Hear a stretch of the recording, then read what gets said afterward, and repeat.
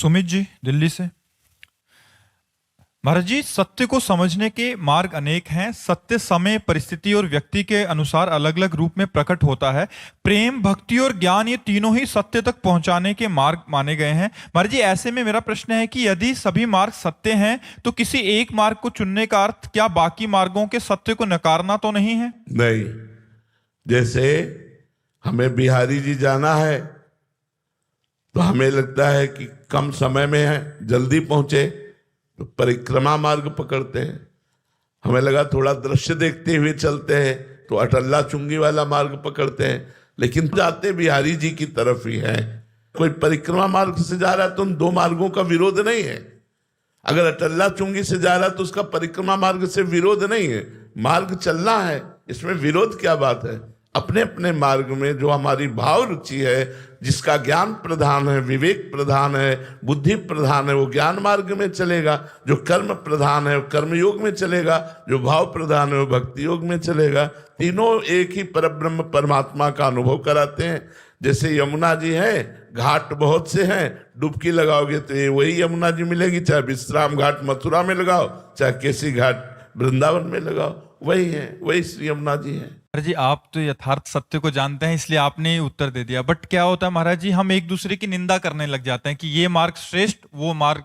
दोनों अज्ञानी हैं। जो अपने मार्ग को श्रेष्ठ मानकर दूसरे मार्ग की निंदा करते हैं, दोनों अज्ञानी हैं। अपने मार्ग में चुपचाप चलना है, क्योंकि वही मार्ग वहीं पहुंचा रहा है, वही मार्ग उनको वहां पहुंचा रहा है। निंदा क्यों? निंदा का मतलब है अज्ञान।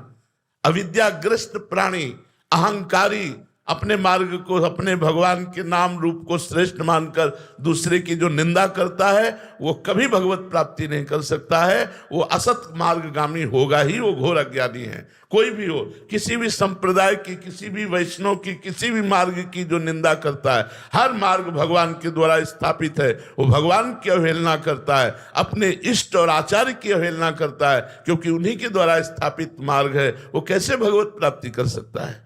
महाराज जी, उनके आचार्यों की, उनके जो संत, जो उन्होंने मार्ग में आई हुई जो कठिनाइयां हैं या साधन बताए हैं, उसी की निंदा होने लग जाती है। संप्रदायवाद बहुत ज्यादा महाराज जी, फिर उसमें जीने में तो पशु पक्षी भी जी रहे हैं। कोई वेश बना लेने से भगवत प्राप्ति थोड़ी होती है।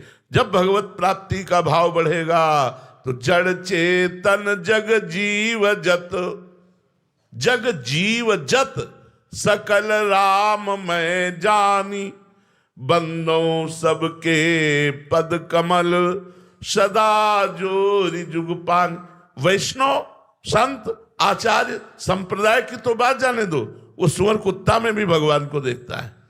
जब भाव बढ़ता है तो नामदेव जी ने कुत्ते में भगवान विट्ठल, भगवान का साक्षात्कार कर लिया, भूत में भगवान का साक्षात्कार कर लिया, क्योंकि सर्वभूत में भगवान ही विराजमान है।